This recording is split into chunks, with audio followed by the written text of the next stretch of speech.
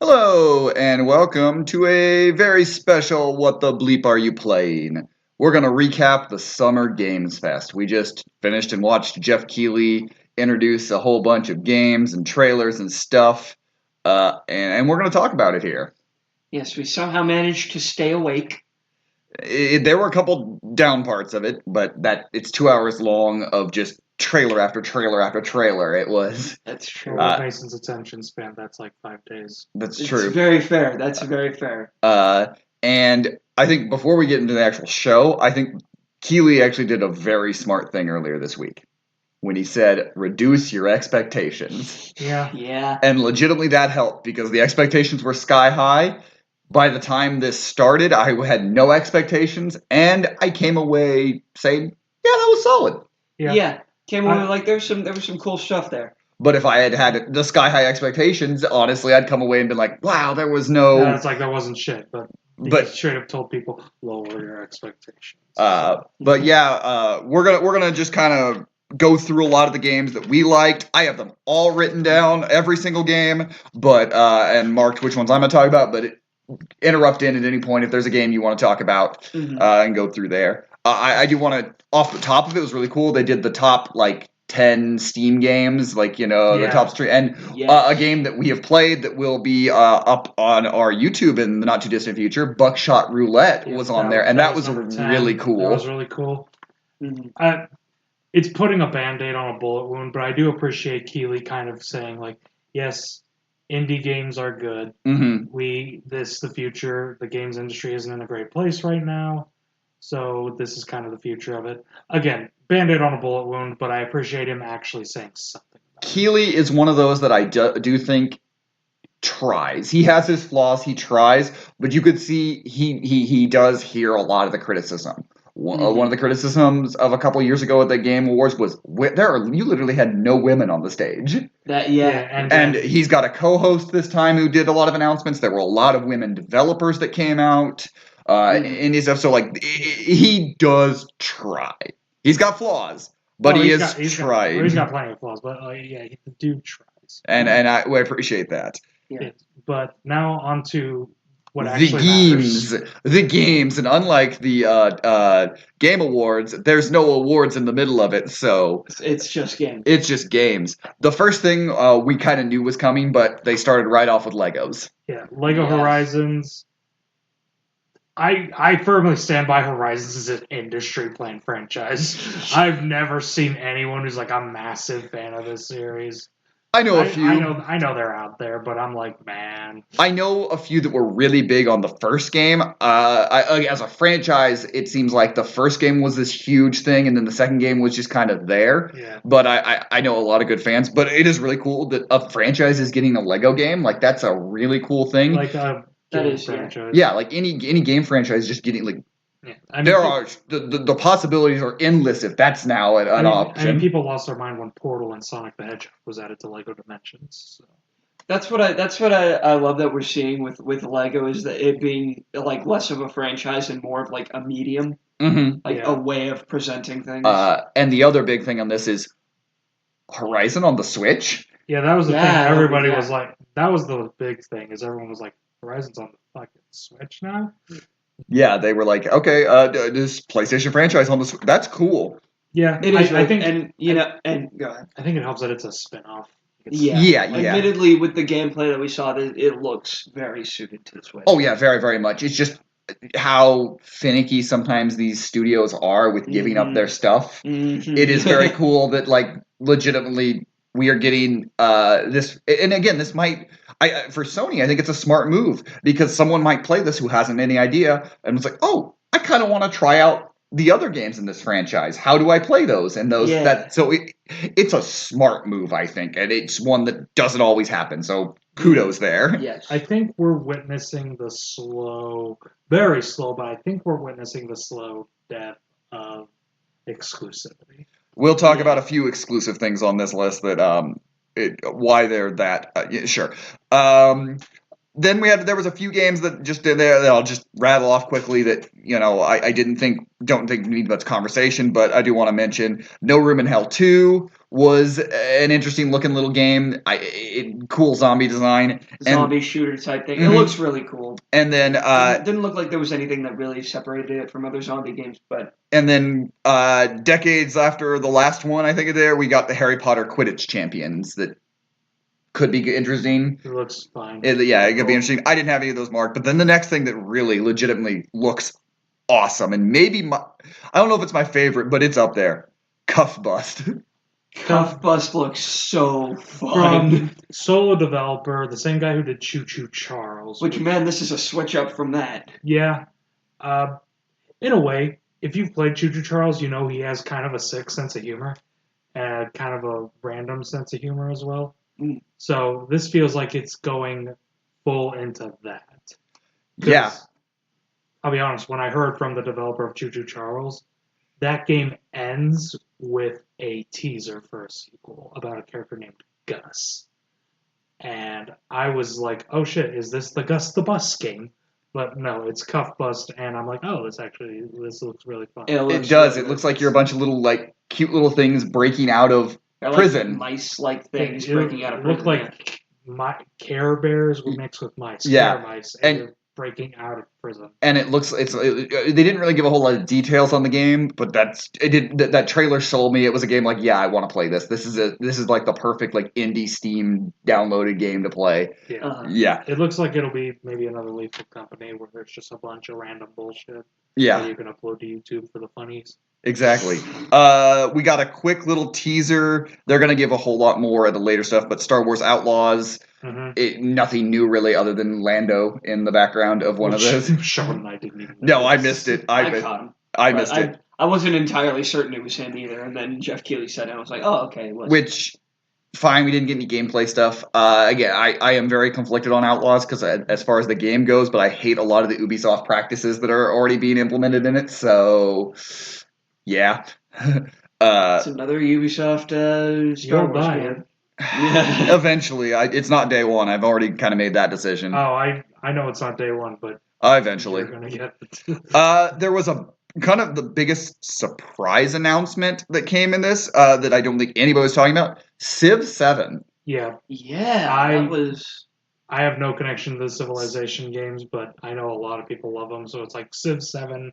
announced it's out there. Yeah. Yeah, it's with a cool. Really cool little teaser for it. Like it was we were kind of sitting, what is the game? Ooh, train. What is this? Oh, Civ? Really? There's a transition that transitions.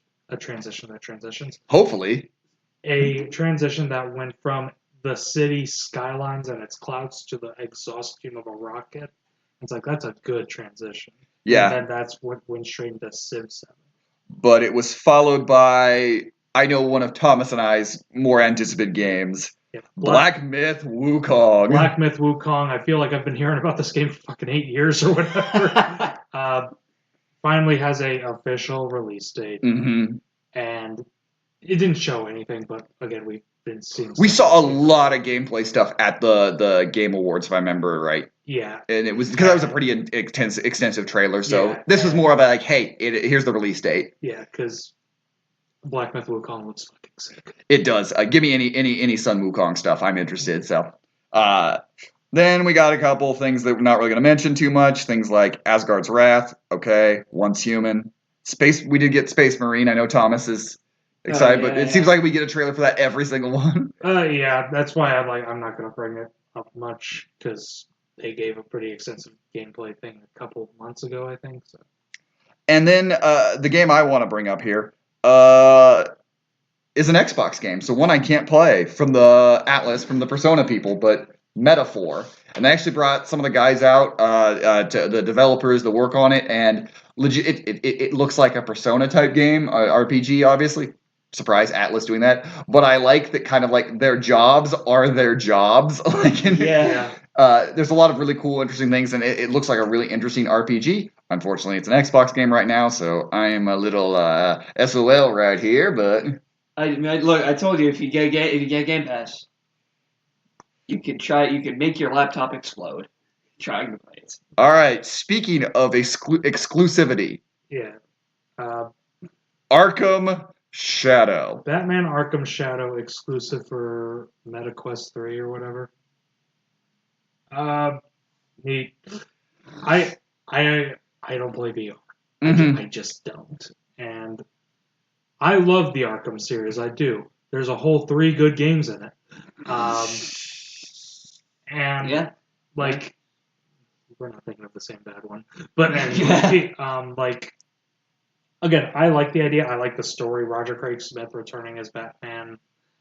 While obvious because of the sad passing of Kevin Conroy, it's nice to see. Looks like it's a sequel to Origins, which I think is actually a really underrated game. Mm-hmm. The problem is, it's exclusive to goddamn VR. The other problem I have with it is an industry thing, and that is that we got a teaser type trailer beforehand and said, hey, tune into this, you'll see more. And then we got another teaser thing. We have yet to get gameplay for it. And they keep telling you, come to this and listen to this, watch this. And again, we're going to watch it, but it's like, if you don't have anything to really show, don't show it. Yeah. You've already teased it. The most we've gotten is like an outline of the plot for this one, which we could have guessed. Shit's gone fucky and Gotham. Yeah, it was one of those that just they said like gameplay at Gamescom or whatever. Yeah, but they advertised gameplay here beforehand, so who knows? That's what I heard. Initially, they were gonna give more like gameplay information, but regardless, it's my problem of when you don't have anything. If you've already announced it, like I have no problem with an announcement and we don't hear about it for 3-4 years because it's development. That's fine. It's annoying, but that's fine. Mm-hmm. You have to do it. I don't like when you announce it and you just keep showing teaser trailers for stuff over and over and over again. It's like it's a little ridiculous. You don't have anything new. Something. You don't have anything new. You don't have a release date. You don't have anything. You're just trying to sell. Again, like if this were the Arkham Shadow movie, awesome, but. The neat thing about that trailer, though, is that they're kind of building up that the big villain for this is going to be Ratcatcher. And I don't know if either of you guys caught it, but the song that they used in the trailer was Smashing Pumpkins, Rat in a Cage. Yeah. Which is a neat addition. Yeah. It's nice that we're getting something that focuses on a lesser villain. Yeah. Yeah, Again, there's a lot of cool things about it. It's just it's stuck on an exclusive platform, and we really don't know much else. We don't know anything about it. Yeah. All right, the first moment that Thomas sat up. Yeah. Street Fighter 6 got its second wave of DLC announced because Akuma's finally come. He's the last of Phase 1. And everyone was like, okay, who's going to be Street Fighter 6 DLC Wave 2? People were thinking maybe Dudley or Alex, people like that. And then Capcom comes out and says, no, bitch, Terry motherfucking Bogard from King of Fighters and Mai Shiranui from King of Fighters. Fatal Fury as well, but you know what I mean. And I was instantly like, I'm sorry, fucking what? And then they announced 2 more Street Fighter characters. Yes, they announced Elena from Street Fighter 3 and 4. Fan favorite character. She's a very fun character. I am glad to see her back. She's a very nice character. And then somehow M. Bison returned. Every goddamn motherfucking asshole fuck. How the fuck is he back? He fucking blew up! Somehow. One more! You get one more! The funniest thing about the trailer is like the tease of Bison, and then it's just hat is glowing over the chair and floating. It's like, did he get like the Mario Wonder hat? What's going on here? Or the Mario Odyssey hat? Cappy. Cappy's it's because spoilers in Street Fighter 5 when he dies, all that's left is his cap. Mm-hmm. But he blew up. I'm not getting past that. Yes, it is Rise of Skywalker all over again. He blew up. Maybe he's like Cyborg Bison. M. Bible. He blew up. All of him. We followed that with something really cool that took a second there, but Tears of Metal. Yeah. Yeah. I had no interest in this for a bit, but then I saw it's a Scottish themed hack and slash. Mm-hmm. That's pretty neat. And also roguelike co-op. Yeah, it hack and slash with a really interesting art style. Yeah, it took a second, because we were coming down from the Street Fighter, okay, really cool, and then this weird Scottish Braveheart thing starts, and we're like, ha ha ha, that's cut, and then as it goes on, Oh wait, I'm actually kind of interested in this this. actually looks kind of sick. Yeah. That looked really cool. That was one that I think it felt like, oh yeah, that's something that I could play a bunch of. For sure. And then my trailer. Yeah, you got Sparking Zero. Sparking Zero. We didn't get a whole lot new in the trailer, honestly, other than that there is going to be offline multiplayer. There is going to be what ifs. That was the announcement. It's like you have what if story that you can play, and one of the things that came out afterwards on a lot of those things is that the what ifs, you can create your own stories and upload them. That's for other people to see. That's really cool. So like people are immediately like all the possibilities and that. So like that's super. And so like there's been a lot of complaint of like, oh, the graphics aren't super great. There's a lot of people that are there with the amount of stuff they have packed into it. I don't care if it was PS2 graphics. Okay, but So go ahead. Just for something. If you say it doesn't look good graphics-wise, you're on crack. Yeah. The game looks fucking phenomenal. It looks gorgeous, but a lot of people, it's not the most amazing. It looks great. I love it. It sounds like they're making like Dragon Ball Maker. Dragon Ball fan fiction. Yeah. The next thing I had marked to talk about, Fatal Fury, City of Wolves. Yes, but first I want to talk about Delta Force. You want to talk about Delta? Okay. This is just an entirely me game. I like tactical shooters. Yeah. It looked neat. Yeah, that's it. And it was going to have, it looked like free-to-play multiplayer, but you had to pay for a campaign is what it looked like. Which I'm okay. If I have to pay for a campaign, I'm fine with that. So that's a good way to do it. If you want to play the game with friends and just play, you can do that. But if you want to do a campaign, that's perfectly fine. I'm okay with that.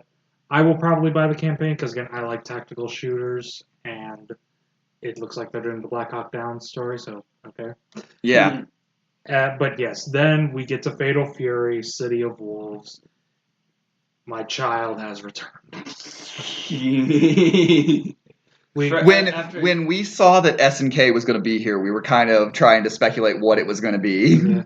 So this is after like a 23-year gap. Something like that. The last game, Garo Mark of the Wolves, was in like 2001 or something like that.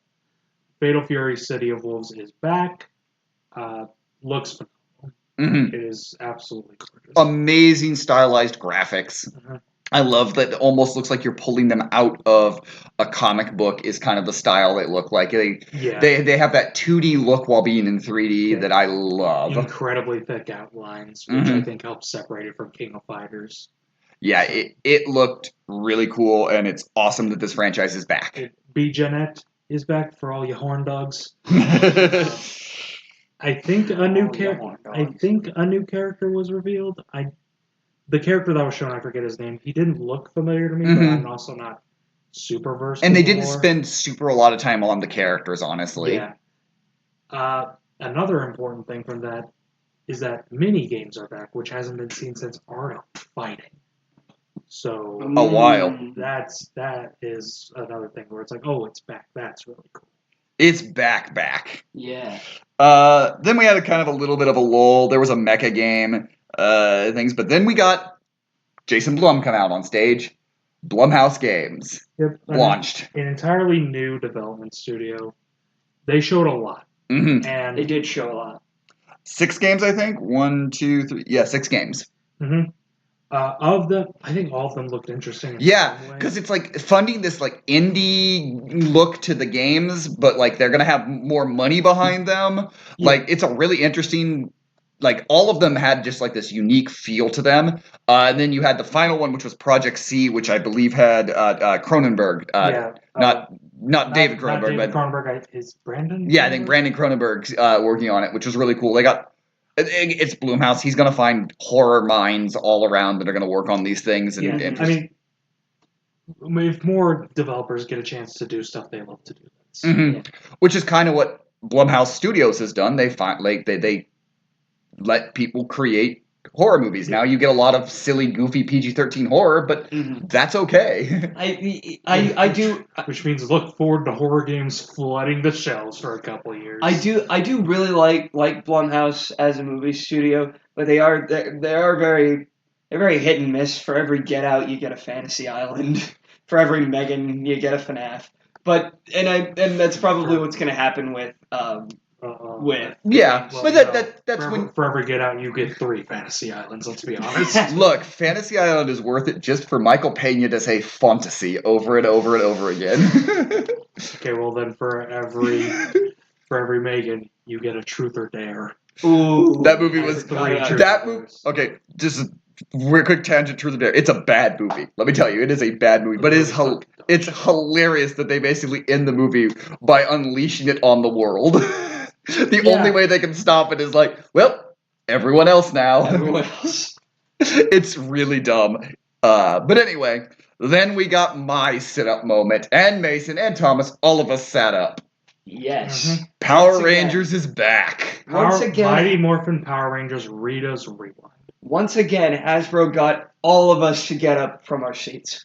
How do they keep doing this? A 2D beat 'em up styled similarly to Scott Pilgrim vs. the World or TMNT Shredder's Revenge. But it also has a lot of those like elements that look very much like like Light Gun. Yeah, there we go. Yes, there's a lot. There's even vehicle sections. Mm-hmm. It looks like a big budget 2D beat 'em up. Mm-hmm. Which again, I think there are probably more interesting ways to bring the Power Rangers into different video game genres, but I ain't gonna complain about a fun beat 'em up. Yeah, right? Come on now. I don't even like Power Rangers that much, and this looks really cool.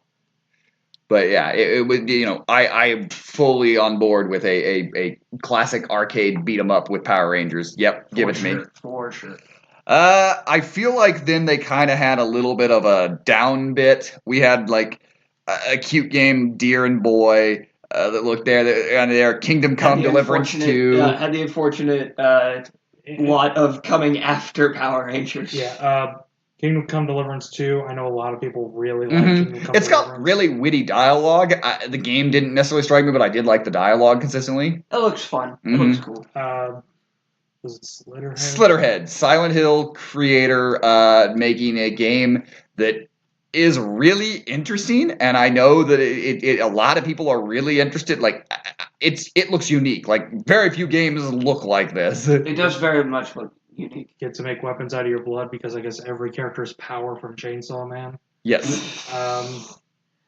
It looks. That's a game I'm gonna have to play first before I'm like, do I want? It definitely was one that like I'm intrigued with. It's not one that I was like, oh, I'm gonna run out and buy. But I looked at it and I was like, I really want to see how this game works. Body hopping thing. That was interesting. So. It definitely, and we hadn't really seen much of it for a couple of years at this point. Like it was at a Game Awards, a couple of Game Awards ago. Oh wow! And it was like, it was a big one then, and bad title. I do think Slitterhead is a bad title, but at the same point, interesting. I kept thinking it was Slitherhead, and then I saw it. It's like, no, that's Slitter. Yeah, Slitterhead. Slitterhead. Yeah, that's weird. Slitter. I barely even know her. Oh. Anyway, Thomas then got the excitement of the next game. Yes, Killer Bean. Yeah, which is the only one who was excited for it out of these three. I mean, I didn't know much. I knew about the story behind the guy who made it. I didn't know much about the game. Like, it looks fun. Yeah, it's essentially. I've been following the game for a while. It's essentially. It's a balls to the walls action. Mm-hmm. You can drive around. You can do gun kata. You can. It's got bullet time. I'm interested. Bullet time. You can shoot bullets out of midair and then make them ricochet into other people. It's basically the closest thing we've gotten to a new Matrix game, which is fitting because the guy who made it was a VFX artist for the Matrix series. Yeah, it looks interesting. It looks unique. It looks very cool looking characters. Goofy, kind of that Deadpool-esque humor that kind of is winking at the screen the entire time. Yeah, but the characters are talking coffee beans. You're gonna get that. Yeah, it looks weird. This looks really, really weird. And I had kind of known what Killer Bean was. I just kind of always assumed it was a joke. I mean, yes, it is a joke, but it's a joke that But this joke is real. None of it's meant to be taken seriously, but the guy is like, oh, I could make a cool game. Killer Bean is ultimately a reason to make cool action sequences, and now it's a reason to make a cool action game. Exactly. I really hope this game makes me feel like a bean. This is, I think, when we had one of the biggest dead points in the show.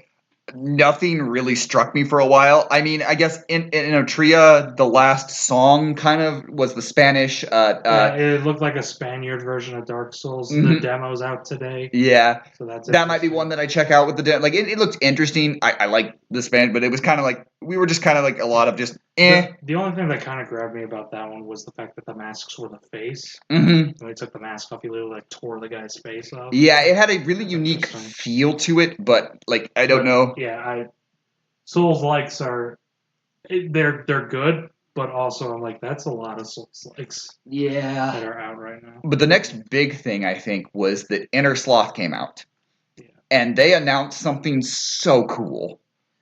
Yeah, Inner Sloth announced Outer Sloth, which is a way to fund a bunch of indie games. Basically, they made a crap ton of money with Among Us, and then we're like, we're gonna give back to other indie studios, which is a really, really cool thing to do. And they had, I think, 6 or 7 games. All of them looked really cute, cool indie games. There was one that was like on Mars, like you were building stuff. There Yeah. was one where you were like on an island. There was like, it was just all different types of games. And I was like, that's really cool. They weren't like seeking out something that like something necessarily that like they're like, oh, that's what we would make. They're like, oh, that looks cool. I want to play that. I want to fund that. And I was like, that's really cool. Yeah. But of course, they got their own announcement afterwards. The Among Us show. The Among Us show, which is something we kind of knew was coming. And for a while, we've Mhm. gotten like a cast announcement earlier this year, I believe. Mhm. But now we actually got like an idea of what it looks like, and shock of all shocks, it looks a lot like the game. Yeah, it's really cute little animation. I like the style. I'm all for fun little animated shows. So Mhm. I'll definitely be checking it out. yeah, it's probably one that like I don't know like if I'll be like making sure I like watch everything and keep up closely, but it's one that's like yeah, I'll watch an episode here and there and kind of catch up. Although, yeah, it's got a fun cast, Mhm. and if the writing's good, then it'll be a fun time. But this is when the bangers started coming back to back. We started with Sonic X Shadow Generations. We knew it was coming. I think Thomas said afterwards was like, it's pretty clear they wanted to make a Shadow game, and we're kind of told, last time you did that, we're, So out of Sonic Generations, I've seen the comparison a few times. It is Sonic's equivalent to Super Mario 3D World plus Bowser's Fury. Mhm. Shadow's journey is Bowser's Fury. Yeah. They give Shadow cool new powers. It looks like they've added a lot of the levels that he runs in. I was like, that is really cool that they're going there. Okay. They're going to like Kingdom Valley from Sonic 06, Rail Canyon from Sonic Heroes. Like, There was one from Frontiers as well, it looked like. I think so, Did yes. And there's like, no one was asking for those back, but it's cool that they went there. Mhm. Like, it's cool that they took stuff from not as beloved games. They weren't Yeah. just trying to replay the hits here. They're trying to do something new with this, which I really appreciate, while still giving you a version of a game that everyone loves. Because replaying the hits is what Generations is for. Mhm. So. Yeah, it's a really cool idea. I think legitimately, we'll see when we play the game, but legitimately, I think Sega's hit the ball out of the park with this right here. Like, this is a great idea yes. across the board. Shadow Absolutely. is gaining new powers. I think the theory is he's embracing his Black Arms DNA, his alien DNA. That's what's giving him his new powers. Where he has He's like the get- wing, like the yeah, wings. where he gets gave fucking wings. bat wings because they're trying to make him more like Venom, so it'll appeal to me now. They're like, we They're need to gonna get get to Thomas. We need to get Thomas on our side. But also the skin that they unveiled at the very end. Yeah, there's actually two skins. One was the Sonic Adventure just polygon version Mm-hmm. for Sonic. That's just very funny and cute. But for Shadow, they had Terios, the beta version of Shadow from all the way at the beginning of Sonic Adventure 2's development. Yeah. And I was like, that's a deep fucking It's a cut very right deep That's cut, a- yeah. I look, if you're gonna do DLC like a special pre-order bonuses, that's the type of thing I want for pre-order bonuses. Absolutely. Cool, Absolutely. weird polls for the fans and fun things like that is exactly what you should be giving as your pre-order bonuses. Yes. I mean, Star Wars Outlaws. what if we gave you a gold blaster? But I don't want a gold blaster. It's Hey, not do you want access to an exclusive level? We'll pay $40 more. What? Golly. Uh, Thanks, Ubisoft. Who knows? Maybe this will be the thing that gets me to turn to Shadow. Even if not, it looks like it's going to be a fun. Like Sonic had a really good couple of years with games, and it looks like they're going to continue that. Mhm. Like they have kind of now gone banger after banger in the last couple of games. So it looks like this will continue, as well as they have a big movie coming out later this year. Which Oh, Jeff shoot, do Keighley, they? which Jeff Keighley now says, "Hey, they have a bigger movie coming out this year anyway." Yep. They do? Yeah, I know. Haven't seen anything about Well, it. yeah, yet. because Paramount's like, do we need a trailer? I don't think people don't watch trailers. What is this? Some sort of game festival where we play trailers? Nah. Anyways. My guess is it's going to be at Comic-Con. That's what I'm guessing. I think it's the When is likely guess. Comic-Con? About a month. Okay, so we're close. Yeah, so that's what I'm guessing. So the next one, I don't know if the game is really exciting, but my god, that trailer was amazing. Dune Awakening. It's a Dune MMO. I don't like MMOs. I don't play. It's a Dune survival MMO. I am not interested in that gameplay in the slightest, but hot damn, that trailer kind of hit. It was so good, and like the idea of the branching paths. What if Dune? Like, because Dune is really kind of set it, but that world is so interesting. But it's hard to do games in that universe, and making it a what if game, kind of like what they did with like Shadows of Mordor and things like that, where they did like, hey, we're not worried about the story. We're do your own thing. Yeah. Do your own. We're gonna have our own fan fiction story. That's what I think the way to do Dune, and it hit that itch, and I was like, I wish we could get a Dune game that wasn't an RTS or a MMO. Just fucking give me a Shadows of Mordor. Like, just give me a cool ass hack and slash that happens to. I was okay with a Dune visual novel here, honestly. Like, it's very different. Like, I was cool with all of it, and I was like, that's an MMO. I'm probably gonna play it. Cool. Yes, we understand that, but there are Dune fans that listen to us and pay us money. Cool. Keep doing that. I'm not one of them. So then there was a couple of things that I don't really like. What really did not care about. But then they brought out Sam Lake. Yep, he did his Yes. little dance. Did a little goofy dance. And Goofy guy. He announced, "Hey, we know Alan Wake 2 hasn't had physical versions. Well, guess what, motherfuckers? Physical versions are coming, as well as a not at all inspired by Twilight Zone DLC." And he did the great thing. He's like, the DLC, it'll be coming in less than 24 hours. Looked at his watch that he actually had on his wrist. It was a really good, there wasn't a whole lot of like presentation at this, which is again, something that's missing from this, because that was always a part of E3 as this is trying to, and it was fun to have him come out and goof and have fun with it. Like, I missed some of that presentation aspect of it. Mhm. But yeah, this was really cool. That Alan Wake is still getting stuff, and it is very popular, and it's kind of awesome. It looks like they're combining the Remedy worlds, which I know was a thing because I know the Control DLC did tie into Alan Wake 2. But now it looks like they're bringing back the main character from Control, and could be mistaken, but it looks like they're bringing back the main character from Quantum Break, which was kind of the black sheep of the family. But now they're like, hey, welcome, a part of us. Then it really got dull. I'm not gonna lie. The last bit of the show, I was really checking. It really got dull. There were some interesting titles that maybe New World Eternum looked like kind of interesting, but again, nothing grabbed. Dark and Darker was a free to play. It looked like free to play budgeted Skyrim. It was the Skyrim we have at home. Capcom unveiled a new game. Yeah, Kinishigama, Path of the Goddess, which looked unique. They didn't really tell us what the gameplay was. I was guessing kind of like a real-time strategy type of thing. Yeah, real-time tactics. Tactics type of game, because it didn't look like a tactical RPG, but maybe it was. It looked kind of like a tactical hack and slash almost. Yeah. What was that RTS they unveiled that had the animated shit intro? And it's like, it's an RTS. They keep getting away with it. That was... I don't remember what that one was. I know I had a 2-word title. Yeah. Was that... Yeah, I don't remember. But yeah, it kind of... As I said, it got kind of dull. Not gonna lie, the first half of the Game Fest was better than the second half. But we got that they're an update to Party Animals. Yeah, they're adding a bunch of new stuff to Party Animals, which is really cool.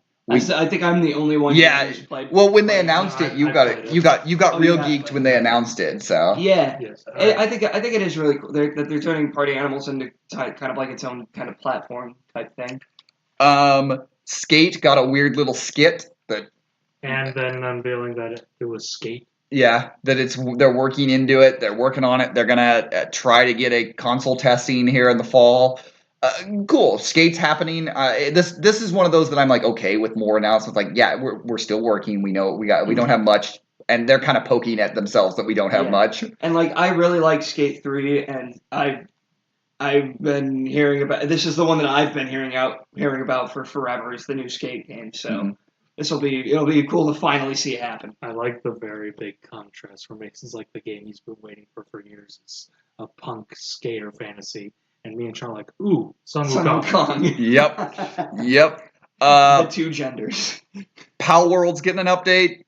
I don't know much about Pal World other than it sold a ton of copies and Pokemon ripoff, and it looked fine. It's like Pokemon with guns is what it looks like, and I have it downloaded on my Xbox because it's on Game Pass. So I've been wanting to check it out. I just haven't yet. Pokemon with guns, but we already have a Digimon game. Exactly, Digimon exists. They get guns? I didn't know that. I don't care about Digimon. You'll have your wonderful cat. You'll love it, and it'll turn into a machine with guns or hot anime lady. You don't know which. What's the one rabbit that? Sorry for that, Taylor. What's the one that is literally just a rabbit but has fucking chain guns for it? Terriermon evolves into Gargomon, who just has guns on his arms. Good lord. Anyway, then the show came to a screeching halt as they spent forever talking about Valorant. They talked about Valorant. I have absolutely no interest in Valorant, but Valorant must have a shit ton of money to spend because they were on there for like a good 5. The big announcement was Valorant is coming to consoles. That was the big thing, which again, I've seen a lot of people kind of speculate and going, okay, because the control setup doesn't necessarily fit for consoles, a lot of people say, so how will it work? But from what it is big news that they are bringing this to consoles. It is big, but my thing is apparently I haven't played it myself, like I said, but apparently it's like a CS:GO clone or a Counter-Strike clone, and it's like but with anime characters. But Counter-Strike is still exclusive to the PC, so how does that work? Okay. Yeah, I don't know much about Valorant. I'm sorry. It's popular. I know the name. And honestly, I checked out for a large chunk of this section. I started looking shit up on Sonic X Shadow Generations. We had the one thing that nobody would have had on the bingo card, a clip from Inside Out 2. Yeah. With a streamer, voice actor, voicing one of the characters. But honestly, the clip was pretty funny. It's really funny. The clip was funny. I already forget his name. Is it Lance Darkblade? Lance Slashblade. Slashblade, yeah. It's probably the one thing that I've seen that makes me the most excited for Inside Out 2. It has this guy with this big sword, humongous sword, but his attack is like he rolls into a ball and like goes there, and that is so funny to poke fun at. It is hilarious because I like the idea that he has this big ass sword and he never uses it. Never uses it. Oh, when he goes into a ball, he drops it. Yep. Disgust, I'm pretty sure, got more dialogue here than she did the entirety of the first movie. It was legitimately kind of like I said. I decently intrigued for Inside Out. My daughter is very excited for it, so like I'm going to be seeing it. But like this actually was like one of the bigger like, oh yeah, that's funny. I'm interested. I actually like yeah. Yeah, I love the first Inside Out. It's one of my favorite Pixar movies, but I'm not sure I'll see this one in theaters because I'm got other shit to do. Yeah, but then I think it was Savage Busters. No, that's the. Not Savage, Squad Busters. I can read my own handwriting. Squad Busters. That's the long money trailer with all the actors. Oh yeah. Oh yeah. No, that trailer that was like it had funny moments. But also it was like, what is game? Oh, it's a phone touch game. It reminded me a lot of. You remember a while ago? I'm probably the only one who remembers this, to be honest. There was a Nintendo Direct with a trailer for a game called Knockout City. Yes. And it had like. You know, the 16-bit princess character, this like orc from a fantasy game, and this military dude, and they were all doing interviews. and we're like, oh, what game is this? It's a fucking Fortnite clone, but with dodgeball. And Yep. all I could think of was that. I'm like, man, I would kind of prefer like a series based on the characters. Yeah, and that's unfortunately, I think the problem with the mobile franchise is you have these. They spend a whole lot of money because they are incredibly profitable, using shady tactics. But they're incredibly profitable, and they hire big actors, and they just kind of have weird trailers that do have nothing to do with the game. People download the game and spend money on it, get addicted to it, blank and whatever. But legitimately, this is. Remember when Ryan Reynolds was doing ads for that one mobile game for a while? Did he do Clash of Clans? No, it wasn't Clash. It was cartoon. That's right. Yeah. Toon Blast. Toon Blast. There we go. Toon Yeah. Blast, that's the one. Yeah. Yeah. And again, I don't promote anyone for work. Someone hires you and you're going to do money to a commercial, whatever. But like, it's always just like I don't give a shit. Like, Will Arnett showed up. That was funny. Chris Hemsworth showed up. That was funny. Dolph Lundgren showed up. Yeah. Chris Hemsworth countered. The ad was actually decently funny, but like, it was one of those. It was just like, oh, it's for a mobile game that they have nothing to actually sell, so they're trying to sell you on this goofy stuff. And then we had the final two games, like the PlayStation Showcase or PlayStation State of Play last week. Monster Hunter Wilds is one of the end games. Looks pretty. Yeah. Unfortunately, none of us have connection to Monster Hunter, so we have nothing really to say other than that looked like they were hunting some monsters. So, yes, if you're a Monster Hunter fan, I know you went berserk because Monster Hunter fans think Wilds looks amazing, but I am not a Monster Hunter fan. Yeah. The only connection that I have to Monster Hunter is I played Marvel vs. Capcom Infinite, and the main character from Monster Hunter's in it. Not even as a playable character, she's DLC. Yeah, I guess that would make it. Hey, Capcom worked with 3 games that they had 3 different games they gave announcements for today. So that is true. Hey, Capcom, branching out, new game and 2 of the ones you always do. A little surprised, no Resident Evil. Like that was legitimately I thought was going to be kind of a free space on a bingo card. Resident Evil, but they maybe don't have something yet to unveil. So yeah, probably because the rumors are a Code Veronica 0 remake. So. And so that finished off with a PlayStation game that we saw about a year ago that looks really interesting. Phantom Blade Zero. Yeah, looks really cool. It kind of looks like a mixture between Souls and kind of the hack and slash, hyper, crazy moves, but also kind of like that Souls boss element to it. Yeah, a bit of the character action game mixed with, that Souls-like element. It looks legitimately, again, when we first saw it, I know we were like, ooh, that looks interesting. And then I was like, yeah, that looks kind of cool. I don't know if that's one that's it'll probably be one that I try later on. It probably isn't an early purchase, but It definitely looks really cool, and it looks like they've kind of taken the Souls formula and decided to do something a little different with it, and I like that. And consider for me, part of the things that I really like character action games and some of the elements from the Souls-like games, so combining them both is actually pretty sick. Yeah, and so, hey, this is a pretty solid game fest. We're going to go around and say what our favorite game was, and give our kind of our closing on that. So, Mason, what was your favorite game from this? Oh, my favorite game from this. Or favorite announcement, I guess. If you say anyone says Street Fighter 6, it wasn't less the game; it was more of a DLC. The but favorite sort of announcement thing, probably the Blumhouse Games thing. I think that was really cool. None of the games, because we didn't see a whole lot from the games other than just quick little things. But the idea of it's very same thing with the Outer Sloth. Both those things are really okay. That's a way you can stimulate the game industry a bit with maybe smaller but money behind titles with a big company like Blumhouse making something, or with Inner Sloth sharing the wealth type of thing, because those were both really cool announcements, and I think could bring really interesting stuff. And and as someone who has an appreciation for Blumhouse and all the stuff that they do, even the not great stuff. Mm-hmm. I'm really interested to see where this goes. I want to see. I want to see their games be as I want to see them make as many games as they do movies. If that makes any sense. Yeah, I think that'd be really cool, and especially if they're not worried about big graphical games, they're worried about more how can we stimulate the horror experience in games. Yes. Because again, we just recently played Buckshot Roulette on it'll be on our YouTube, and that is a horror aesthetics without being a horror game, and is really fun. Like you can make that sort of thing, and it still adds a lot of those elements to it. Yes. So I think it looks like they're investing in a lot of different types of games. So very cool. Thomas, what was your favorite? There was a couple that I really liked. Obviously, Sonic X Shadow Generations because Sonic fans. Yeah, we're all Sonic whores.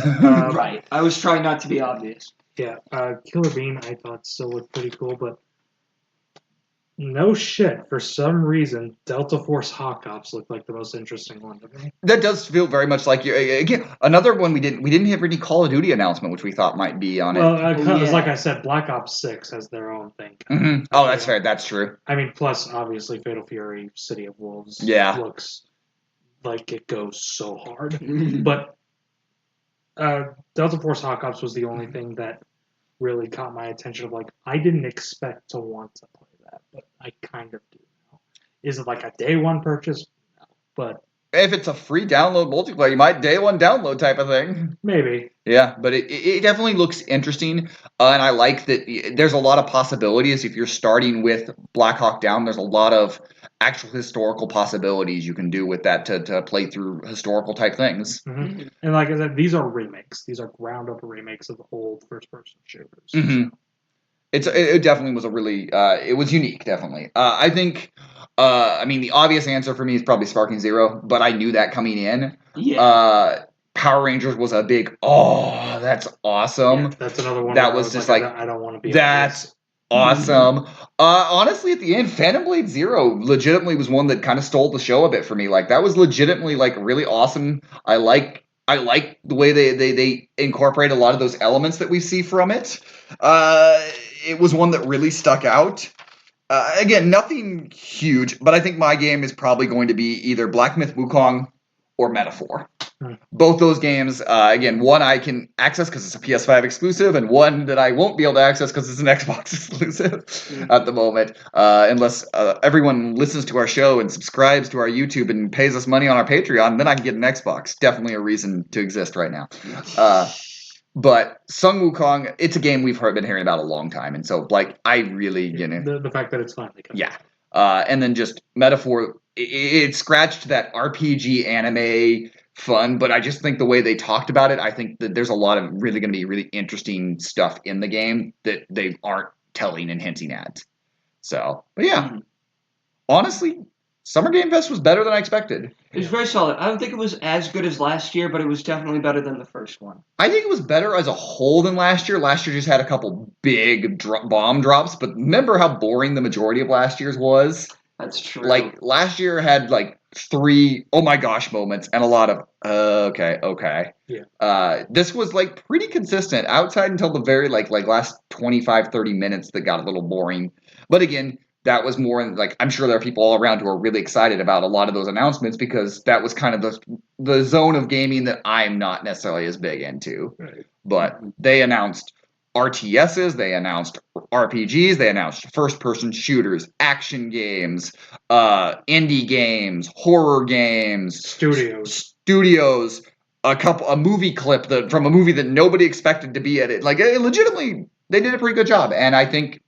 Would I have liked a big, mouth on the floor? Oh my gosh, I can't believe the trailer is here. Which would have been like Sonic 3 movie trailer. But in the end, I was solidly impressed. Not amazing. It doesn't replace E3 in my heart, but did a solid job. I don't think anything could. I was gonna say I don't think it ever. I think they can tweak the formula. They can tweak stuff if they bring more presentation. If Sony or Microsoft or Nintendo are more willing to come out and give a 10-minute quick presentation type of thing, they can tweak these sort of things. And we know Microsoft has their own show on Sunday. If any big announcement, maybe we have a recap. Probably not, but probably not. Last year, that's where they debuted Star Wars Outlaws was the Microsoft event. So they will probably have something pretty cool down the pike. I remember because I woke up and Sean was like, "Hey, new Star Wars game." I was like, "What the fuck?" But yeah. If you guys watched the Summer Game Fest, what was your favorite game? What was exciting? What do you look forward to in the future? Let us know. Send us an email, bleepyouplaying@gmail.com. That's bleepyouplaying@gmail.com. And, we play games as well. We play them, and we talk about them here on this podcast. So if you want to make us play a game, you can do that. Subscribe to our Patreon, patreon.com/whatthebleep. We'll play a game, $15 a month at our Super Bleephead tier, and we'll play that game, and we'll talk about it. And thank you for tuning in, and we'll be back with a regular podcast next time.